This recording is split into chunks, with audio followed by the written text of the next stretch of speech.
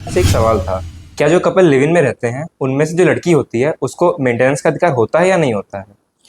ये सवाल बहुत ज्यादा पूछा जाता है कि India, what is the status of a person who is living into a living relationship और इनटू अ रिलेसिव रिलेशनशिप, और क्या हमारा लॉ उसको रिकॉग्नाइज करता है कि नहीं करता है। देखिए, number of judgements of honourable Allahabad high court के और ऑनरेबल सुप्रीम कोर्ट के आए हैं जो ये कहते हैं कि although it is not legally incorrect but it is a moral wrong. यानी कि इंडियन लॉ जो है वो इसको एक्सेप्ट नहीं करती है, इसको एंकरेज नहीं करती है that you live into a living relationship. और बट और इसीलिए जो है जो जो वुमेन है in to the relationship will not be able to get the maintenance from the person.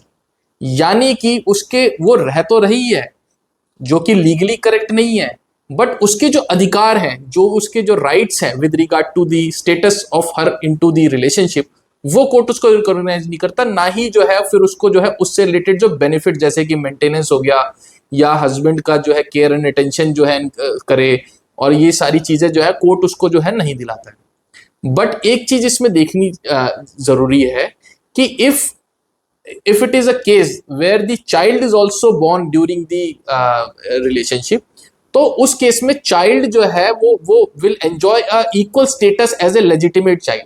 Law कहता है there is nothing like an illegitimate child, उसको रिकॉग्नाइज ही नहीं करता है। If the child is born during a relationship in such eventuality the child will enjoy the equal status as compared to a legitimate child। यानी कि उसको maintenance भी मिलना चाहिए, उसको फादर और पेरेंट्स से जो है equal attention, love and affection मिलना चाहिए, उसको केयर मिलनी चाहिए, और उसका जो है राइट टू एजुकेशन जो है वो इंश्योर करेंगे पेरेंट्स।